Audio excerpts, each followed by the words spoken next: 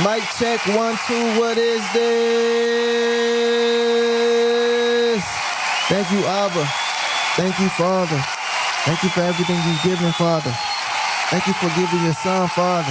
Thank you for your love. Thank you for your mercy, Father. Thank you for your grace, your kindness, your magnanimity, Father. We didn't deserve it. We still don't deserve it. We will never deserve it, Father. But thank you. Thank you anyway. Dauda, the water. Toda. Thank you, Father. Thank you, Father. Come on. Welcome back to Just the Milk. Just the Milk. This is Just the Milk, episode number 7. And this episode is called Understanding How Your Treasures Hinder You. Understanding how your treasures hinder you. This is about you being so blessed, or I was being so good to you that you can't move forward. This is about you being so blessed that you actually get distracted with your blessings. This is about being so blessed that the Abba want to bless you some more, but based on what you've done with your current blessings, he can tell you not ready. This is about following the footsteps of our fathers, our forefathers, with what? With the spirit of giving treasures. So let's get into it, man. Let's get into it. Somebody called me recently, and they said, "Man, where in the Bible do it say I'm supposed to give this? Where in the Bible do it say I'm supposed to give that?" I broke it down, and the answer still wasn't really satisfactory for the person, but it is what it is. But I understand that our stinginess is really part of what's holding us back, man. Just give, man. Just give, because if you don't, he gonna take it anyway. He gonna take it anyway. So now, let's get into it. All right.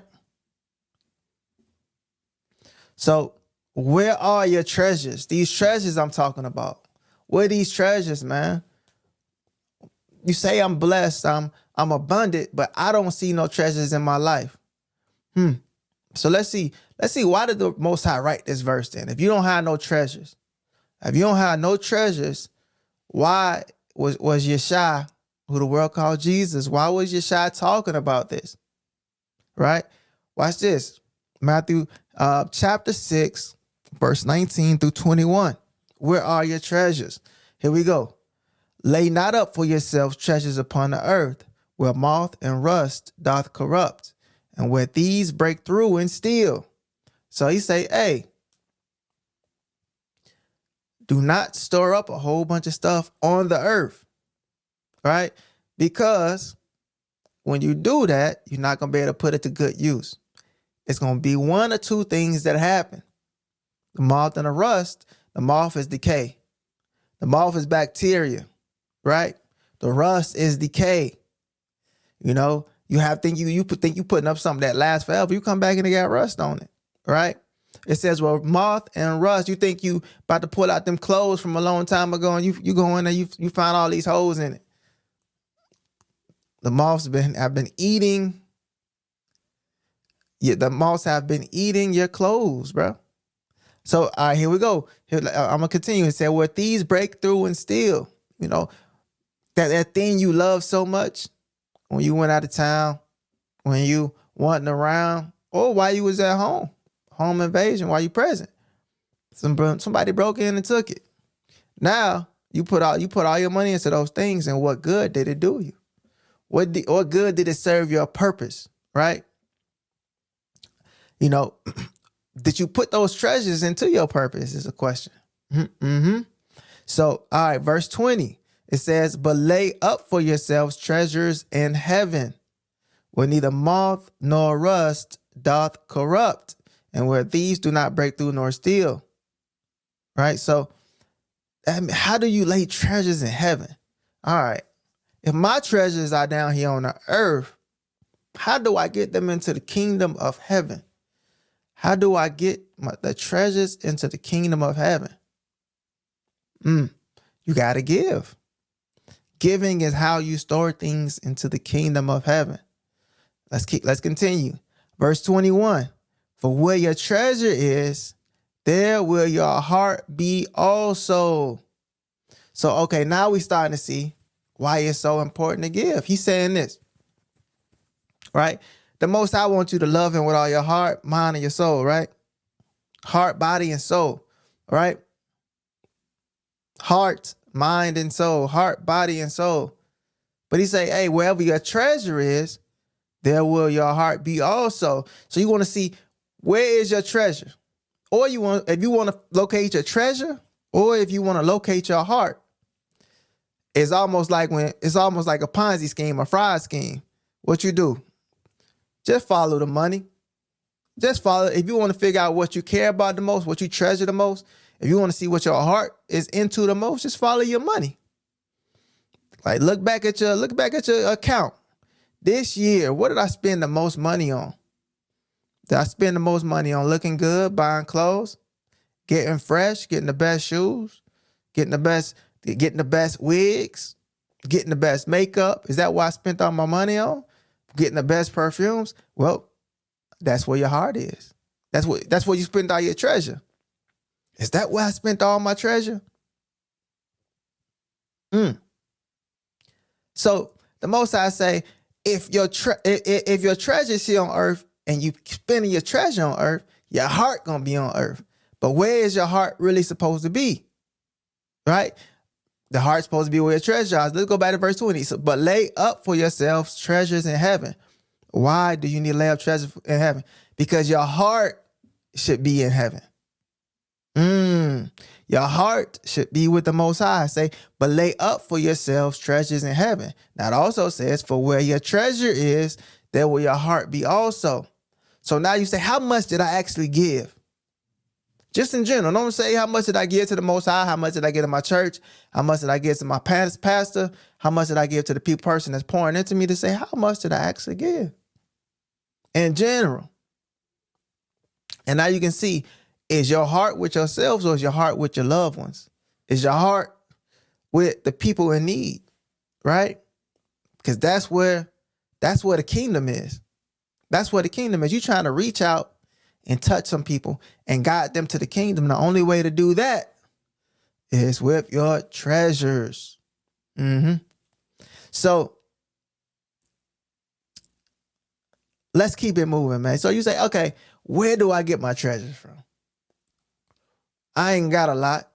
Where are my treasures supposed to come from? Let's keep going. All right. Next slide. Where do my treasures come from? Deuteronomy 14, verse 22. Thou shalt truly tithe all the increase of thy seed that the field bringeth forth year by year. So you say you got to tithe all the increase. So just tithing all the increase don't mean just to give everything away, right? Don't mean just to give everything away. Why do you say that? Well, it goes back to this 10% thing. It goes back to this 10% thing. The word tithe literally means a tenth in Hebrew. So thou shalt truly give a tenth of all the increase of thy seed that the field bringeth forth year by year. We're gonna get into the rest of this little passage later in Deuteronomy 14. We've touched on it before, but this is important because I find that and the people I'm interacting with and the people I'm having conversations with, they're doing all the right steps to be fruitful in the Most High. But it's this one step. It's actually a couple steps that's missing. But this one step, this giving step, is extremely important. It's also another step. It's the step of gratitude, but that's a different lesson. The step of gratitude is extremely important. Might cover gratitude next week if the Most High brings it. So thou shalt give a tenth of all the increase of thy seed. Now, is that hard? So now we say, man, we done heard that before, man. This ain't nothing new, man. You trying to get us to do what the church did. Now, I know we've been abused.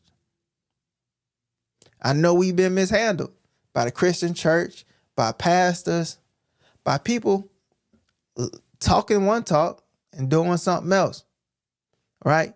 But that still don't absolve you of your duties. Your duty is still to give a tenth. You say, man, forget all that. I ain't giving nothing. I ain't giving no tenth. All right. Well, Don't you want to be like Jacob, man? Don't you want to do what Jacob did? Because you want to say, where did this 10th come from? Now, Deuteronomy is when Moses is bringing forth the law. But they say, hey, where did the 10th come from? All right, well, let's get it. Let's get it. Where do your treasures come from, right? We're going to read Genesis chapter 28, verse 18 through 22. All right, here we go. And Jacob rose up early in the morning and took the stone that he had put for his pillows and set it up for a pillar and poured oil upon the top of it. And he called the name of that place Bethel. Now Bethel, right? Now Bethel, I've been reading Joshua, right? And in Joshua is when they cross over the Jordan and they take over the promised land again, is when right after Moses passes and Moses is not able to go in. I'm not gonna go into a lot of detail why he's not able to go in.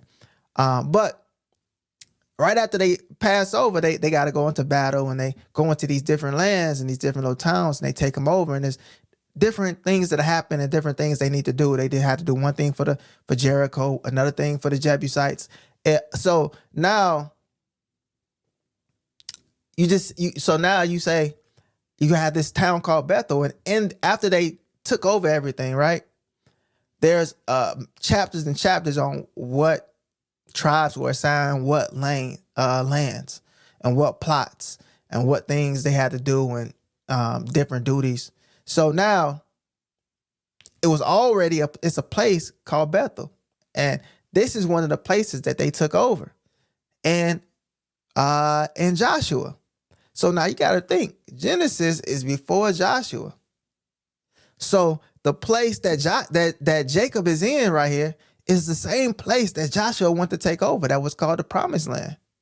So you got to say, okay, so Israel came out of Egypt.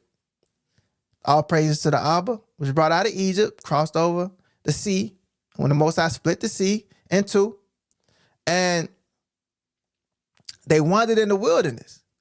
Well, if they went back to take over the place that Jacob had, that means that they were lost in Egypt. That means that they didn't know, when we come out of Egypt, we need to go around the sea and go back up to Israel, our homeland. No, they wandered in the wilderness for 40 years. And the Most High took them right back to where Jacob was at. So that means that they had lost something there. But that's why it's important also to read those chapters that don't seem that entertaining. They just got all the lands and stuff that were being taken over. You'll see that a place called Bethel was mentioned, and a place called Luz is mentioned. So let's continue the verse. I'm gonna start back at 19. And he called the name of that place Bethel, but the name of that city was called Luz at first. And Jacob vowed a vow, saying, if the Most High will be with me. So now this is the vow that they're speaking of, and in Psalms 50, where the Most High say, hey, I don't want no more sacrifices from y'all. I just want y'all to give thanksgiving. I just want y'all, number 2, to keep y'all vows. I just want y'all to call on me in a time of danger. I just want y'all, after I save y'all, I just want y'all to give me glory, to give me my credit, to give me praise among all the nations, so that the rest of the nations can follow me as well. That's what's required of us. This is the vow. So now let's see where this vow originated from, right? And Jacob, verse 20, and Jacob vowed a vow, saying, if the Most High will be with me and will keep me in this way that I go, and will give me bread to eat and raiment to put on. So this is where food, shelter, and raiment comes from, right? Verse 21, so that I come again to my father's house in peace, then shall the Lord be my God. Then shall the Most High be my power. So this is the vow. He said, hey, if the Most High, if you keep me, if you give me bread to eat and clothes to put on, if you keep me sheltered, right? You give me bread, it's food, and raiment, it's garments, so that I can come back to my father's house, right? In peace and safety. So that's the shelter, the house, my father's house, food, shelter, and raiment, that I can come back to the house in peace. Then shall the Most High be my power. Verse 22, and this stone which I have set for a pillar shall be the Most High's house, and of all that thou shalt give me, I will surely give the tenth unto thee. Oh, wait. So Jacob said he was going to give a tenth in exchange. Right? But you don't want to give a tenth in exchange. You want to be like Jacob, right? But you don't want to give a tenth in exchange. This is deep, right?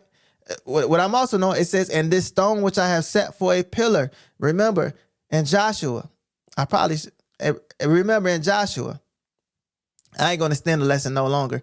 I could make a separate video connecting the two. But remember, he told them to gather stones that were and build the altar.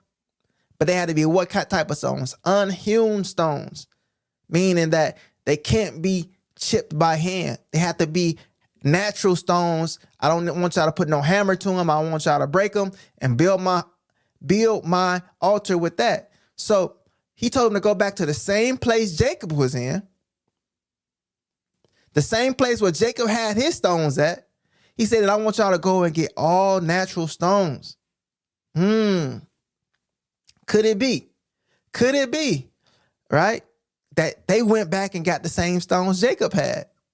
You know, it's a lot of times, even when you're reading in Joshua, say, and it is still that way to this day, right?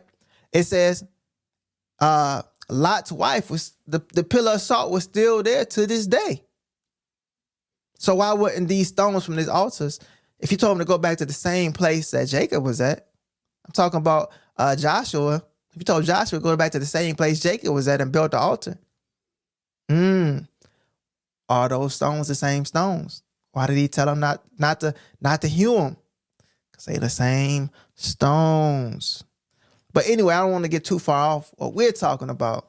We're talking about you giving that 10th. We're talking about you not being stingy. We talking about you getting blessed, because you can't get blessed if you're not really, because we have to understand that the blessings ain't for us. When you get blessed, yes, you'll be taken care of, but the blessings are for all the people around you, bro. They not for you. I repeat, the blessings are not for you. It's for you to do a mighty work in the Most High's name and give him credit and uplift the Most High so the maximum number of souls can be saved. That's what it's for. That's what your tithe is for. Here we go. All right. Why did Christ send the 12 forth without treasures? Let's see. Let's see why Christ sending his 12 forth out. Let's see how he sent them out, rather. All right. Matthew 10, verse 5 through 10. Verse 5. These 12 Jesus or Yeshua sent forth and commanded them, saying, go not into the way of the Gentiles, and into any city of the Samaritans enter ye not. This is for the 12 disciples. He said, but go rather to the lost sheep of the house of Israel. And as ye go, preach, saying, the kingdom of heaven is at hand. That's what he told them to do. Heal the sick, cleanse the lepers, raise the dead, cast out devils, right? Freely ye have received, freely give. So he told them, when they go, be ready to what? Give. He said, you go and receive. So watch this. I'm gonna keep going. Watch this. He said, provide neither gold nor silver, nor brass in your purses, nor scrip for your journey, neither two coats, neither shoes, nor staves. So I know the last part of that is, and that says, for the workman is worthy of his meat. I know the last part of the verse is a little confusing, but it's neither two coats, neither two shoes, two pair of shoes, or nor yet staves. So this is more like a clause for the two. So a stave is an actual staff. A stave is a staff. And anything I'm saying, y'all can look it up. Y'all could just Google it. You could find it pretty easily. A stave is just a staff, right?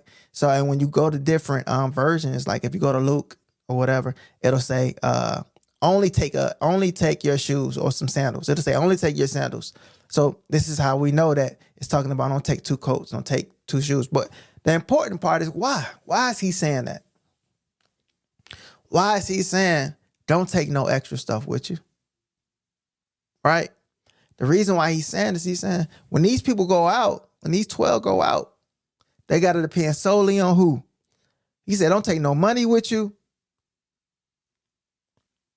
Don't put no brass in your purses. Don't have no script for your journey. Don't have no extra coats, no extra shoes, nothing you can sell. For the workman is worthy of his meat. So he said, the reason why I'm doing that, I want to make sure y'all work. Y'all do the works.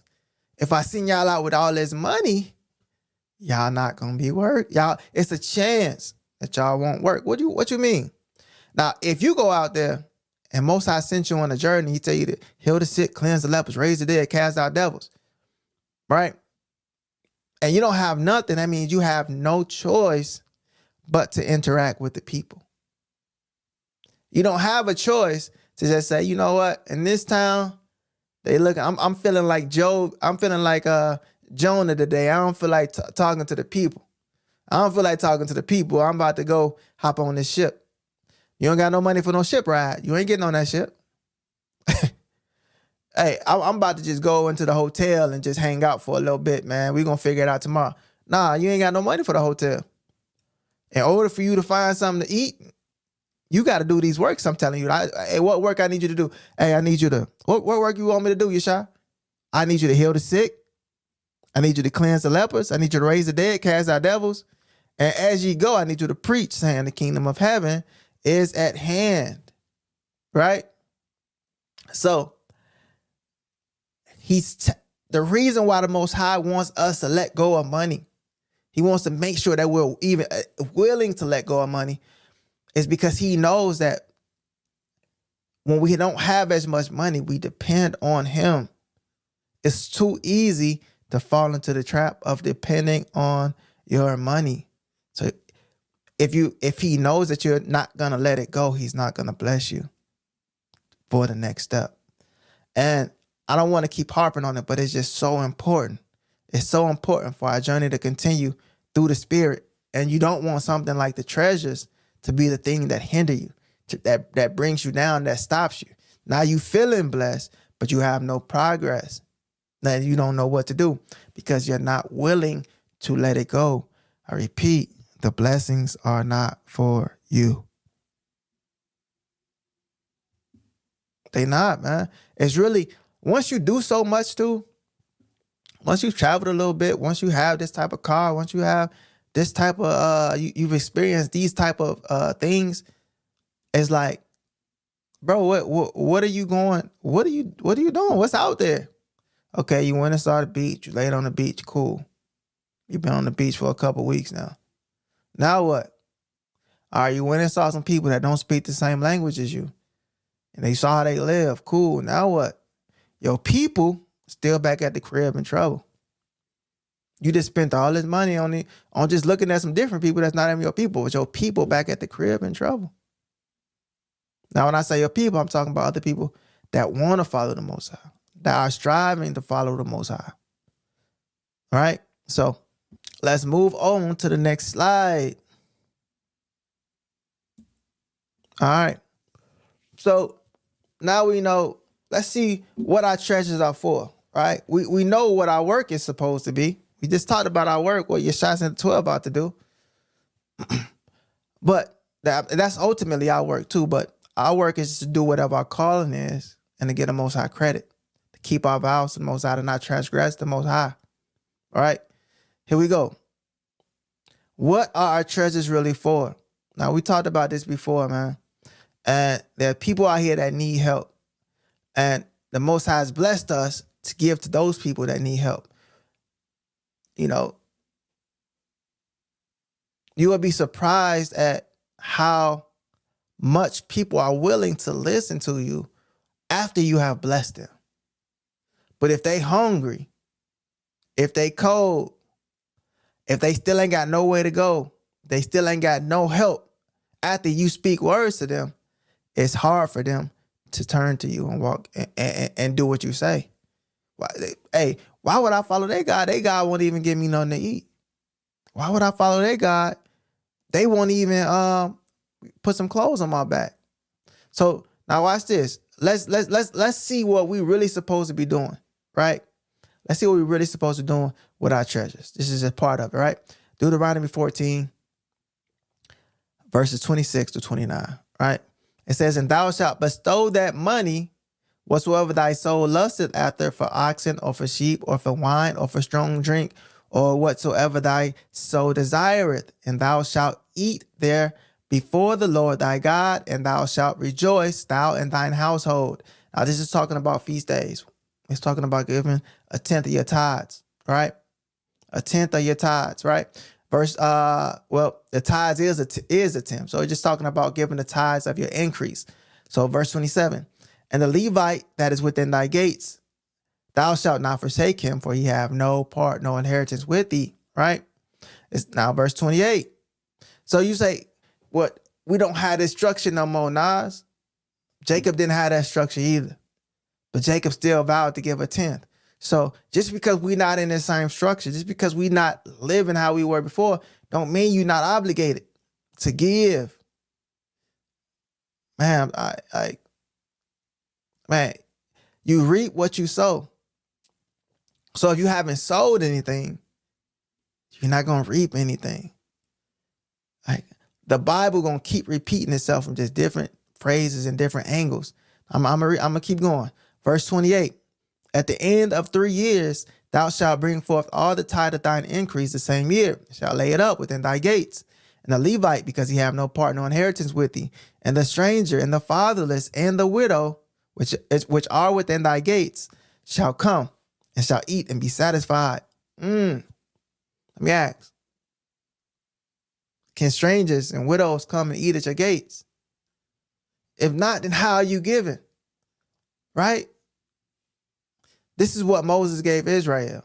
But Jacob was also given a tenth in his own way. Let's keep going. That the Lord thy God may bless thy Shalakia, that the Lord thy God may bless thee in all the work of thine hand, which thou doest. Amen. I can only say this in so many different ways. But the good thing is, man, a breakthrough is coming for us, man. A breakthrough is coming for us. The time of giving is coming for us, bro. So let's keep going. Let's see what Yeshua said we're supposed to be doing. This is a continuation. This is that last script we read in action, right? So we about to go to Luke 14. Luke 14, verses 12 through 14. Then said he also to him that bade him, when thou makest a dinner or a supper, a feast, call not thy friends, nor thy brethren, nor thy kinsmen, nor thy rich neighbors, lest they also bid thee again, and a recompense be made thee. So he say, hey, when we give, when we doing all this stuff, when we having these feasts, right? We're not supposed to be taking care of all the people that can help us back. We're supposed to be taking care of the widow, the fatherless, the Levite. Watch this. Here we go. But when thou makest a feast, call the poor. That's what I'm talking about. The widow. Why is the widow considered in the poor? Because her husband isn't there to provide in the same manner. The fatherless. Why is the son considered to be part of the poor? Because the son isn't there to learn his trade from the father isn't there to learn to teach the son his trade. So the fatherless. So, all right, the maimed, the blind, the lame, right? So these are the people that we're supposed to be reaching out to. These are the people that the treasures are really for. My question is, I just want y'all to think about it. How can we get it to them? In today's world, what can we do? We got a list of people here. But when we make our feasts, are any of these people feasting with us? Or are we just all sitting up, eating, having a good time with our friends, laughing and chilling, and then the next day, Monday, is back to business as usual? Nobody's been affected by the feast. No souls have been gained through this feast. It's just me and my buddies. I'm going to cover the beers this week. They going to cover the beers next week. Remember, it said, whatever thy soul lusts after. Hey, we going to go back and forth, bro. Is that, or are we, if that's what you want to do, then hey, do it. But are we really trying to reach some people with our feasts? Or are we just there enjoying? And it's just whatever. They don't really have no purpose. This is not easy. This is Yeshua, bro. This is what Yeshua was saying. Verse 14, watch this. And thou shalt be blessed, for they cannot recompense thee, for thou shalt be recompensed at the resurrection of the just. Why? So that means that you're gonna be recompensed or recompensated for your giving when? At the resurrection of the just. So in the kingdom. So that means that you lay your treasures in the kingdom here, then you're gonna be recompensed in the kingdom. That's why I say, don't store up the treasure for yourself here. Lay up the treasures in the kingdom. Forever your treasures will be, there will your heart be also. If your heart is in the kingdom, then eventually you're going to make it into the kingdom. But if your heart is on the earth, how are you going to make it into the kingdom? If everything you do is for yourself, for no gain of the Most High at all. I'm talking about everything. What this year have we planned to do for the Most High? Seriously. How can you be rewarded at the resurrection if you ain't stored nothing in the kingdom? This is why I'm saying it's important. It's not just a matter of being blessed on earth. This is a matter of you making it into the kingdom. This is a matter of you being blessed in the kingdom. I know it all sounds materialistic now, when I'm talking about being blessed and not blessings being for other people, but it's because you want to get your blessings. You want to get your return in the kingdom. What return will you have? What work will you have done? Man, there's so many verses that work right now in this situation. Right? The show me your faith by works verse. It's like, hey, you get to the kingdom, it's everything gonna be evident. Most High gonna say, okay, you believe in me, you follow me. What treasures have you stored up here with me, or what works have you done? The verse said my son was going to prepare a mansion for y'all. What, you thought the mansion was free? You thought you didn't have to pay for that thing? I know you heard the saying, ain't nothing in life free already. That ain't even the script. So you didn't want to put in no works, but you just want the mansion at the end. You want to spend all your money on you. You ain't want to bring no souls to me. You ain't want to say no lies. And on top of that, you're not perfect. So you got sins. The verse said, saving a soul will cover a multitude of sins. What souls did you save? Yeah, you talked to some people and it sounded good, but when you walked away, that was it. I might have to get that verse real quick. I'm going to get that verse. Bear with me 1 second. All right, we back. So I said I was going to have to get that verse. This is the verse. So James 2:14. So this is what I'm saying. This is why it's important for us to use our treasures to give. This is what our treasures are for. They're for the works. Without you giving, you have no works. If you're not giving your money, you have to be giving your time. Your time is worth more than money. That's more valuable. But if you're not giving anything, how can you have works? What are you working on? You got to be doing something.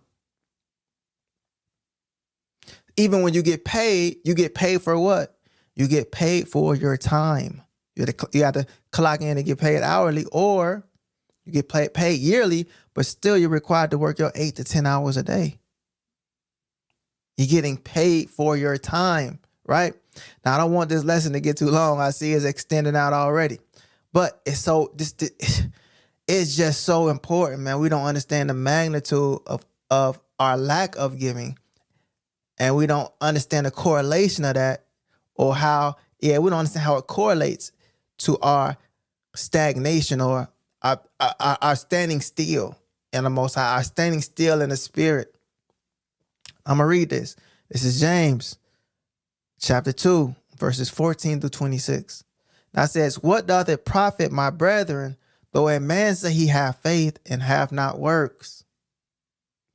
Can faith save him? The answer is no. Why? Because you can say anything. I can say anything. But if I haven't, if I say I love the Most High, but everything I do is saying I love the devil, I worship the devil.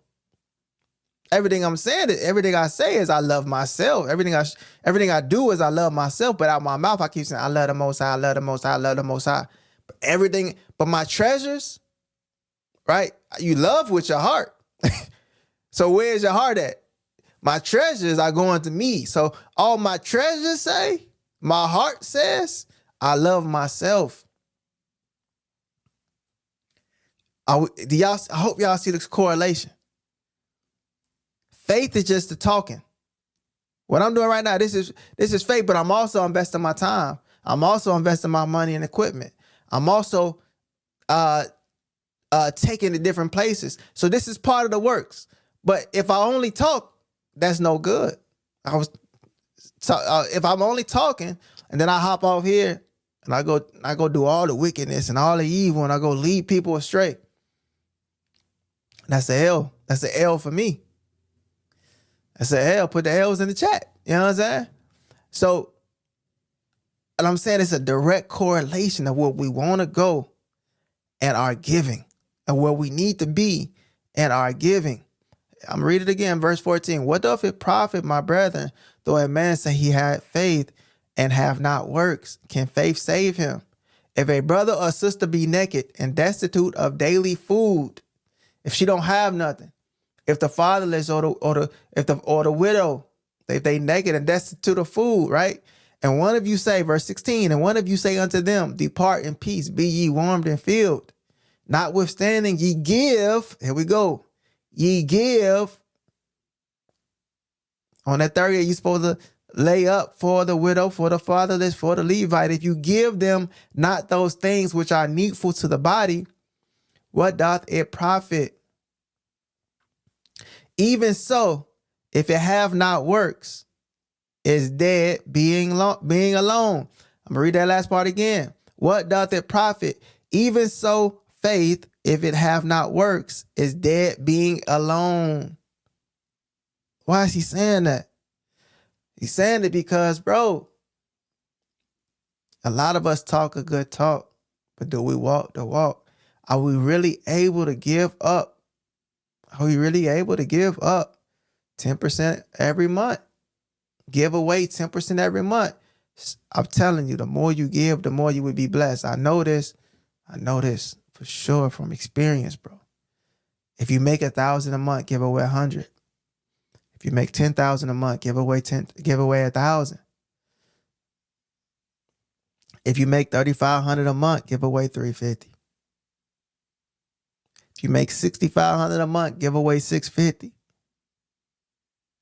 If you're not currently, that's just baseline, bro. That's just baseline. All right, here we go. I'm gonna keep reading the passage. Verse 18. Yea, a man may say thou hast faith and I have works.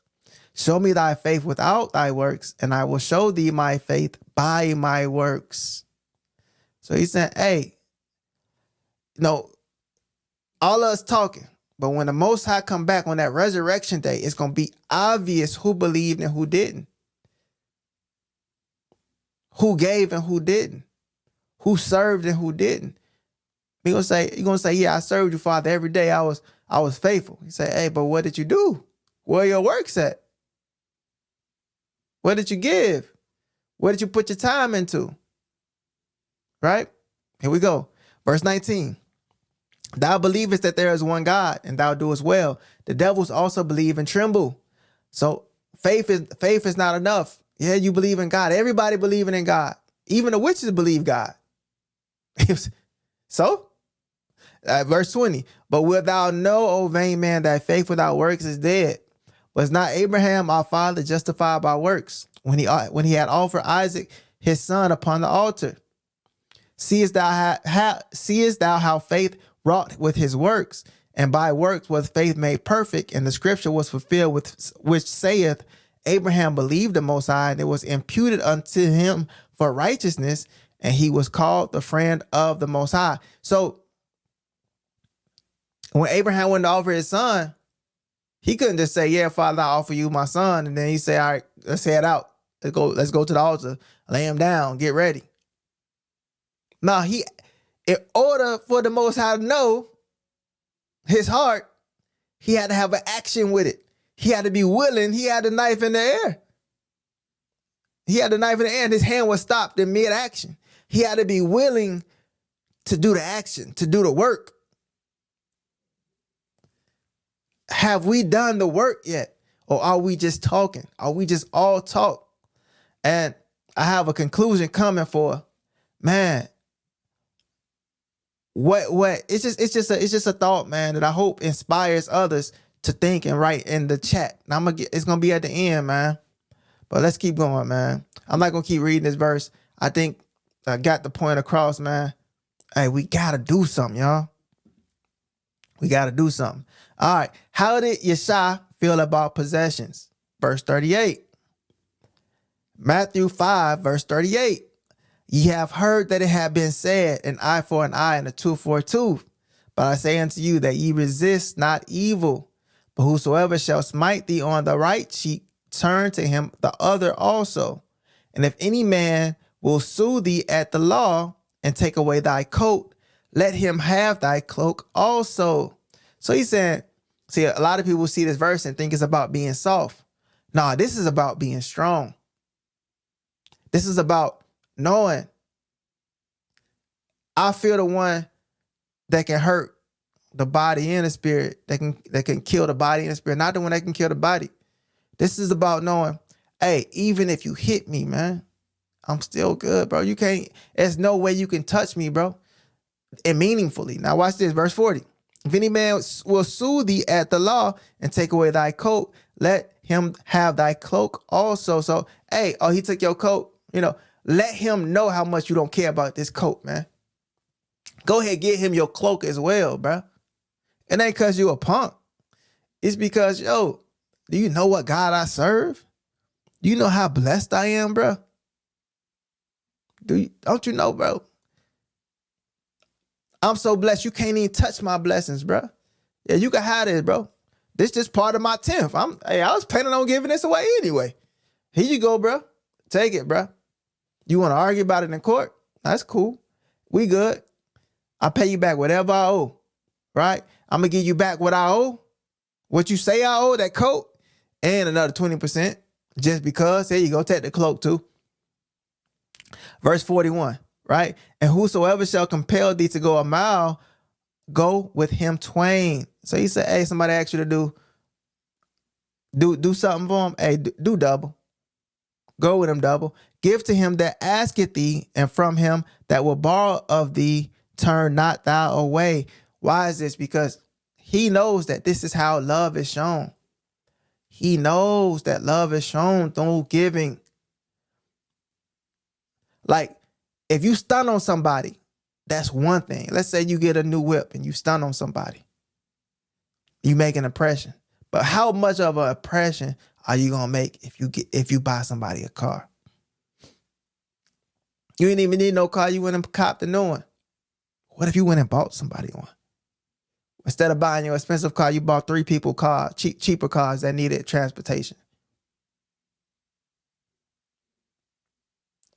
Then you gave all glory to the Most High. How much more deeply would that affect them than you just pulling up in something nice, saying, hey, this the way? Something to think about, man. Just something to think about. All right, let's keep going. How did Yeshua feel about possession? Slide 2. All right, Matthew 19, verse 16 through 22. And this is where a lot of us are. A lot of us grew up Christian. A lot of us been following certain commandments. We've been, doing the regular degular, doing the whatever. But is that enough? All right. Is that enough? Let's keep going. Matthew chapter 19, verse 16 through 21. Verses 16 through 21, 22. All right. Verse 16. And behold, one came and said unto him, Good master, what good thing shall I do that I may have eternal life? So he asked him, Hey, Father, how can I get to the kingdom? Right? I'm going to tell you off the top, store them treasures up in heaven. We just read it. Verse 17. And he said unto him, Why callest thou me good? There's none good but one. That is God, the power, the Most High, the God of Abraham. So he said, Hey, don't call me good. It's not this. This is Yeshua. He said, Don't call me good. He said, There's none good but the Father, right? It says, But if thou wilt enter into life, keep the commandments. So he said, Hey, well, if you try to get into the kingdom, man, eternal life, bro, yeah, just keep the commandments. That's a good place to start. Start there, bro. Start there. And he said unto him, Which? So he said, Hey, man, this 316 laws. Which commandments are you talking about? I'm trying to get I've been down at the synagogue. I've been down at the temple doing everything they told me to do. Which ones you talking about? They never, you know what I'm saying? They weren't talking about no eternal life down there. Which ones you talking about? I see you healing lepers, you cleansing the sick, you giving sight to the blind. Hey, I'm trying to be with y'all. How can I get into the kingdom that you represent? He said, Hey, keep the commandments. Right. Let's see what he said. Let's see what let's see what the good master said. Right? The rich man. He said unto him, Which? Yeshua said, Thou shalt do no murder. Thou shalt not commit adultery. Thou shalt not steal. Thou shalt not bear false witness. Honor thy father and thy mother, and thou shalt love thy neighbor as thyself. Neighbor's your brother. And this is what the last lesson was about, us not recognizing that even though y'all don't have the same name, that black guy that lived next door to you, that person that looked like you that lived next door to you, that's your brother. The only reason why you don't understand he's your brother is because you lost. How lost are you? You super lost. You so lost. There's this great book about you that we have turned our backs on, and it's all about you. We lost, bro, but that's your brother. That's your neighbor. So you're supposed to love him as yourself, right? Verse 20. The young man said unto him, All these things have I kept from my youth up. So all these things have I kept from my youth up.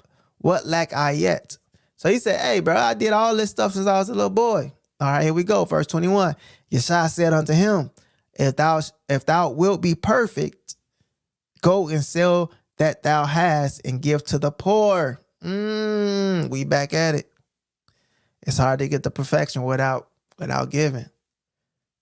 Are you trying to be perfect, bro? You really want to make sure you make it? It's one of them commandments that I haven't mentioned it yet. That's what Yeshua said. I haven't mentioned it yet. That first commandment is to have no false gods, no graven images, no false idols before the Most High. So he said that false idol that's before the Most High, that false idol is mammon, it's money.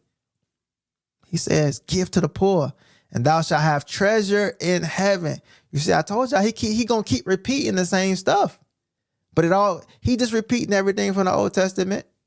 It said, Thou shalt have treasure in heaven, and come and follow me. Verse 22, it's the kicker. But when the young man heard that saying, he went away sorrowful, for he had great possessions. So why was he sad? He was sad because he wasn't willing to let his money and his treasures go for the kingdom. He loved his treasures more than he loved the Most High. He said, Hey, man, Yeshua himself said, Hey, go sell everything and come with us, bro. If you did all that, I could tell you righteous. But there's one more hurdle.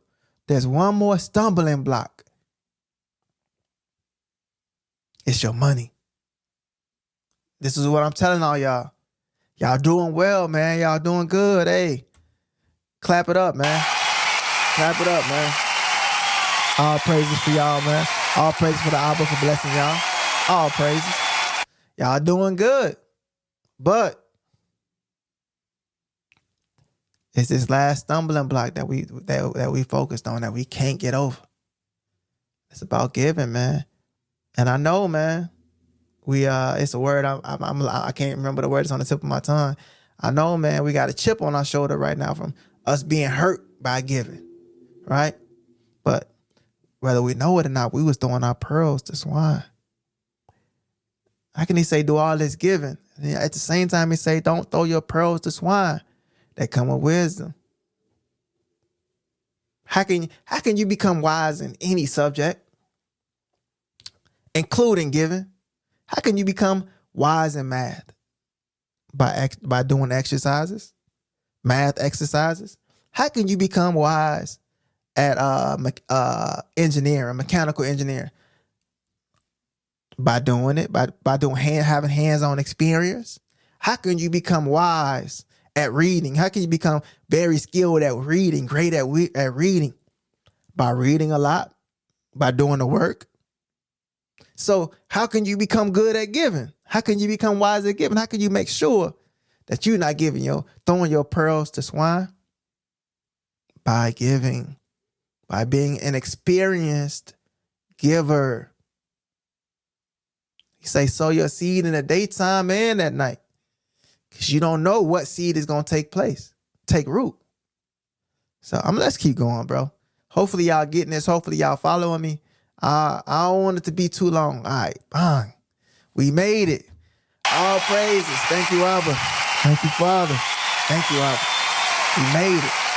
We made it to the end. We made it to the end. That cheer was a little loud. Let me switch cheers. Let me switch cheers real quick. Let me see. Yeah, that's a little better. Hey, we made it. We made it to the end, man. Now this is the conclusion. This is the idea I was telling y'all about. I was sitting back thinking, I was like, man, bro, I see we got a huge problem in Atlanta, a huge problem in the country, and it's directly related with giving. It's the homeless population. And, you see somebody out there on the street and you want to help them, bro. I'd be thinking like, man, bro, what can I really do to help? I get this dude food. I get this dude money. And next week, he right back in the same space. I know it's an internal battle that he's dealing with too. But at the same time, right? How can I just say go ye and be warmed? Right? After he eat that meal, he's gonna be hungry again. How can we put these people in places to actually succeed? Now I know it's not meant for me to take care of them. The Father's gonna take care of them, but I believe I still got a work to do. So I was just thinking like, man, what's wrong, bro? And they say, hey, the thought, even me and my homeboys, me and people in the truth and the so-called truth in the walk, the thought has crossed our mind. It's like, hey man, we could just bring them back to the house, man. And but we got families, we got wives, we got children. We say, hey, that might not be so safe for them, bro. That might not be so safe. We got possessions. We say they might try to come back and rob me. They might see what I got in my house and rob me. And I was just thinking like, man, bro, what if there was a solution? I sat back and I said, what are we so afraid of losing? And I said, hey, I'm thinking about Yeshua saying, go get the poor people and bring them into the house for the feast. Go get them into that. I thought about their house and how their house looked in the setting, right? Like, okay. I see one thing that's different. The main thing that's different, and the main thing that we in a roundabout way worship. And this is what tabernacles, we just coming off tabernacles, we experiencing tabernacles now. This is what that week is meant to do. It's supposed to take us away from what? Electricity. It's supposed to take us away from our devices. So now I say, hey, not tense, but what if your house, just imagine right now, your house, had no electricity in it. It had no lights, no electronics, no TVs, no iPads, no iPhones, no Samsung Galaxies, no robo vacuums, no what else? No microwaves, no refrigerators, no stoves. Just imagine that, right? And now you see a homeless person walking. Just imagine that, right? No electricity in your house at all, no wires, no nothing. Just the moonlights or the I can't remember what they call it. Them skylights, just the skylights. Let a little natural light into the house. Now imagine how afraid would you be to let that homeless person come into your house at this point? How afraid would you really be? You ain't got nothing in there, no electronics. So this led me to understanding what the problem is. It's one more thing we gotta not let go, but have to put in perspective. And I don't have all the answers. I don't pretend to have all the answers. But this is a thought, and I think this is a pioneering thought. What if there was a place we could go to? It's only open in the daytime. And there's no electricity in it outside of a hot water heater. And we can go and let people take baths and showers and be provided with lotion and towels and things like that. And then we take them and we wash them. And if your house had no electronics, how much more likely would you be to let somebody come in? You didn't have no computer. You didn't have no laptop. You didn't have no microphones. You didn't have no nice speakers. You didn't have no iMac. You didn't have no, you might have a guitar or something like that, but you didn't have no electric guitar. How much? Hey man, come on in, bro. Come get you a shower. I know for sure. So this lets me know, like, hey, there's something wrong with the way that we're living. There's something wrong with it. I don't have the answer, but I think that this is a good time to start a discussion. You know, of course, I would like the discussion to be public. Of course, I know these videos aren't getting a whole lot of publicity, so it's not going to be that public. You know, I may not even get a comment, but if you're listening and then you hear this part, you know, put it in the comments, man. Are you more likely to let a homeless person come to your house if your house had no electronics, no electricity? Would you be willing to let a homeless person come and take a shower? I ain't saying spend a night there, but I thought about, man, what if we started a house like that? Just a thought. What if we went in, man, and we had a place where people could come and take showers, bro? You know, come and work out, come and be healthy, bro. Come and get a little bit of word, come and get a little bit of guidance. That would be amazing, bro. That would be amazing, man. With that said, man, don't let the treasures hinder the works of your heart, man. Don't let them hinder it, bro. I love y'all, man. Shalom. Peace.